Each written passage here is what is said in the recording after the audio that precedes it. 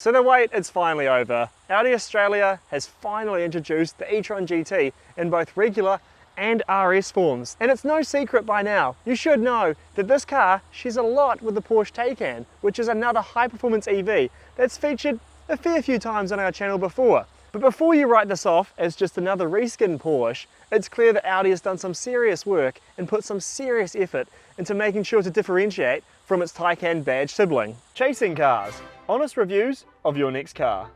Brought to you by Budget Direct. But if there is one thing that's very similar between the two cars, it's costliness. Speaking of, this RS E-tron GT right here, before on-road costs, comes in at $248,000. Once you add in the taxes, the fees, and the auction packages that are added on this specific car here, you're looking at a total bottom line of over $274,000, which, I don't know about you, but that's not very cheap to me. But at over $250,000, you would kind of expect this Audi to be the most amazing high-performance EV on the road. And I don't know if I'd give it that title, but it's pretty damn good. So let's dive into why exactly that is. So on the design front, I mean, it's clear that this doesn't look like a Porsche Taycan. It shares the same sort of sloping roofline and low slung profile, but apart from that, you can tell that it's unashamedly Audi. You've got the big four rings up here, but on top of that, there's this mask that all the cars wear. And one way to tell it from its regular e-tron GT sibling, this RS that is by this black mask that gives it a very intimidating, kind of angry look when combined with those matrix LED headlights. Another element that adds to the overly aggressive aesthetic of this Audi are these range-topping 21-inch Aero alloy wheels that will set you back $1,800. Behind them, you've got a set of carbon ceramic brakes, and you want to know how much they cost? $12,500. I mean, it's almost eye-watering. Around the rear, again, the e-tron GT is undoubtedly Audi with the signature headlight design. You've got the large badge here, and also this massive diffuser underneath the bumper hints at the ludicrous performance that this car possesses. One other thing to note is, like the Audi RS7, this e-tron GT packs some active aero in the form of this wing. So right now, it's obviously sitting flush. At around 80 kilometers an hour, this will come up to provide a bit of wind resistance and keep the car planted. But then when you hit 180 kilometers, which I can't recommend doing so unless you're on a track in Australia, it will come up even higher, providing extra downforce for those large 305 wide tyres in the rear to get maximum grip. The inside of this RS E-tron GT is expectedly premium. I mean, probably one of the most premium interiors I've ever found myself sitting in. First of all, you've got these RS bucket seats, which are Napa leather, contrast red stitching. They are very comfortable and they're quite bolstered. Not bolstered to the point like those BMW carbon seats that you find on like the M3 that hurt to get in and out of, but these are bolstered to a point that it's comfortable but still gives you support when you're kind of pushing through the corners. On top of that, they are both heated and ventilated, and they have a massage function. So, to be honest, they could be the perfect seats. As for the rest of the interior, it's very premium. There's soft touch materials almost everywhere. This red contrast stitching theme carries through almost the whole cabin. You've got Alcantara up here above the digital display. You've also got an Alcantara steering wheel, and I don't know, it'll be interesting to see in a couple of years' time when these cars start to hit the resale market what these Alcantara steering wheels are looking like, because while it feels all nice and fluffy right now, I can imagine after a couple of drive-through trips in this car and a few greasy mitts, you're going to have a bit of a grotty looking steering wheel. This premium theme continues with all the carbon fibre accents you'll find around the cabin, on the dash, on the doors. There's red seat belts, which, I mean, I probably won't option, but hey, if you want people to be like, whoa, that car's probably fast, then red seat belts are for you. Piano black in the center here. I mean, this car has only got almost 4,000 kilometers on the dash, and you can already see some scratching, some marks, so that's probably not going to have a long life, but hey, it does make it feel nice and premium, and it's a nice place to be. As for in-car tech, there's the 10.1 inch Audi, what they call the MMI/infotainment screen sitting in the center of the dash. It gets satellite navigation, wireless Apple CarPlay and Android Auto connectivity, and it's great to use.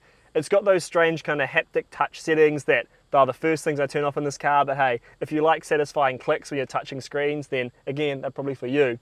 In terms of driving information, there's a large 12.3 inch digital cluster behind the steering wheel that's fully customizable with a lot of cool things you can do to display the same information in different ways.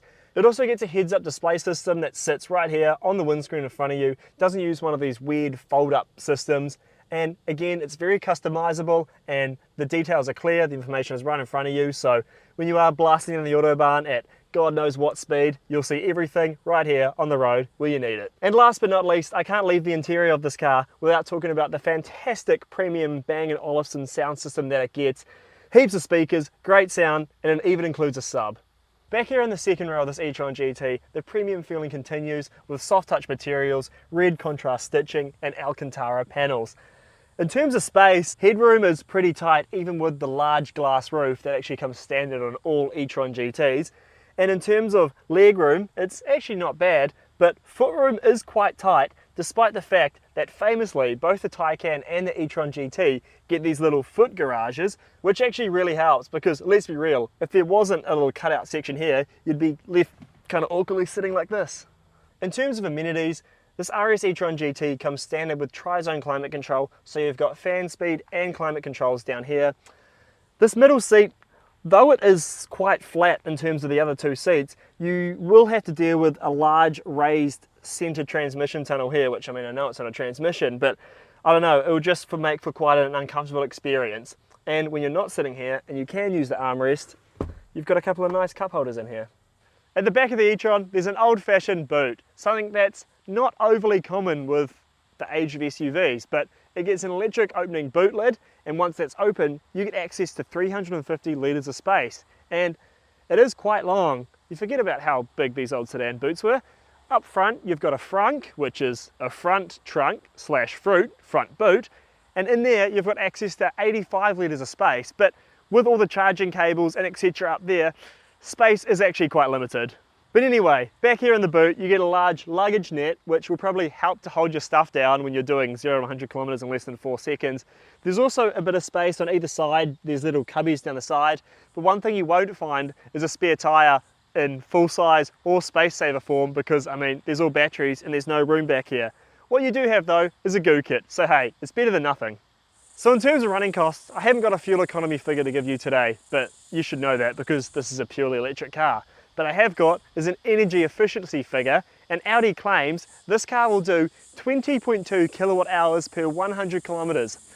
During the local launch of this car, up in the snowy mountains, we found that when we were being relatively not hard with the car, it would kind of average around 24 to 25 kilowatt hours per 100 kilometers. But as we pushed on further and things got faster in the turns, we saw numbers that were closer to 27, 28 kilowatt hours per 100 kilometers. As we said, it was quite a short launch program, so we haven't really got a proper figure to give you, but just based on those, I'd be surprised if we could match Audi's figure in the low 20s. In terms of a warranty, this car here is covered under Audi Australia's 5-year unlimited kilometre plan, and in terms of servicing, I'll put those figures up on the screen now. So in terms of a powertrain, this Audi RS E-tron GT uses a dual motor system, like the Taycan, and is fed by an 85 kilowatt hour net battery.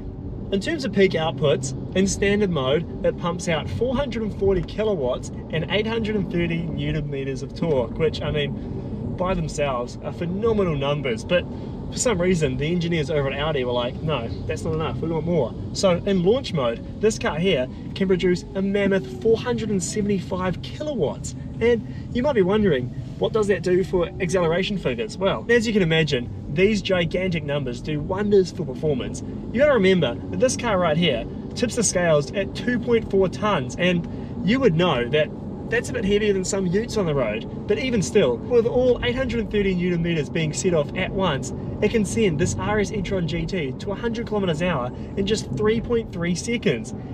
In independent testing, we found that it'll actually do it in 3.26, which is faster, and I mean, it's mind-bendingly quick. And just like the Taycan, it makes use of a 2-speed transmission, and though some say that they can feel the change, I guess they say around 70 to 80 k's an hour into its top speed gear, I'm yet to notice it.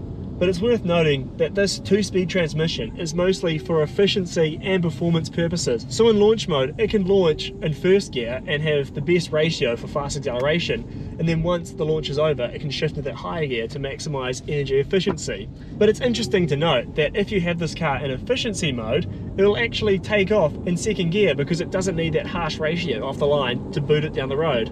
As with any ludicrously fast Audi, this e-tron GT makes use of a quattro all-wheel drive system, and as you'd expect, it's actually an electric system in this car, which might not sound as cool and mechanical as the old systems, like, that old Quattro S1 that was unbelievably cool, but what this means is that the system reacts ridiculously fast, and this means that drivers get unfathomable amounts of grip on the road. These grip levels are also helped, obviously, by the tyres that it rides on. Those 21-inch wheels that this car sits on are wrapped in 265 wide rubber up front and 305s in the back, which it's a heck of a lot of contact patch on the road at any given time. But this also means that you can carry a ridiculous amount of speed through the corners, and because, if you floor it, this accelerator is basically like a light switch for 830 Nm of torque, you can get on the accelerator quite early and all the traction control systems jump into action and pull you out of that corner without even thinking about going sideways. It's amazing. It's an interesting phenomenon to experience because driving rear-wheel drive performance cars, you kind of know that getting on the gas early, coming out of corners, results in oversteer and sliding, and if you're not ready, can result in catastrophe. But in the case of this e-tron right here, you can get on the gas incredibly early, and all these systems, along with the rubber and the power, it just all works together to just pull you out of corners like that, just ridiculously quick. On the steering front, it's quick, it's light, and the turn-in is amazing because this car's front end just darts around. But if I was to poke a couple of holes in it, I have issue with how artificial it all feels. I know this is a massive electric car and you're probably not going to mimic the steering feeling of, a BMW E30 M3 in this car here, but I just would hope for a little bit more feeling that comes back to the driver, and there's just not much communication at all. This is only highlighted by the fact that the Porsche Taycan does have remarkably good steering, and it's a joy to push through the corners. Dare I say that this is a little symptomatic of Audi, and I guess it's how they've tuned the car, and it just feels a little bit more dull in the face of that Taycan's just magnificent steering. On the safety front, although this e-tron GT hasn't been tested by ANCAP, or Euro NCAP for that matter, it's undoubtedly a safe car, considering that it comes jam-packed with all of Audi's advanced safety systems. This includes things like adaptive cruise control, lane keep assist, blind spot monitoring, and, as I said, everything that you'd expect. It's also worth noting that Porsche's Taycan, with which this Audi shares a lot with, scored 5 stars in the Euro NCAP testing program, so I couldn't see why a similar score couldn't be attributed to this car. As a whole, there's no denying this Audi RS E-tron GT is a fantastic high-performance electric vehicle that seemingly rewrites the laws of physics every single time the accelerator is pressed. Unlike other EVs that are seemingly one-trick ponies that can go fast in a straight line, but that's about it, this Audi right here can go around corners with the best of them and feels like a proper, true-blooded performance car. My one slight issue with this car is, well, one, I'll probably never be able to afford one, and two, in the shadow of the Porsche Taycan, it just doesn't feel like a sports car. Sure, there's no question as to whether it's a performance car or not, but just the kind of weightiness and slower steering and not even questionable brakes, but just that shifty feeling in them makes me feel that it's just not as playful and not as sporty of a car that all-electric Porsche Taycan is. But anyway, that's just what I think of this Audi RS E-tron GT. If you've driven it, let me know what you think in the comments down below. And while you're down there, be sure to subscribe. And as always, thanks for watching Chasing Cars.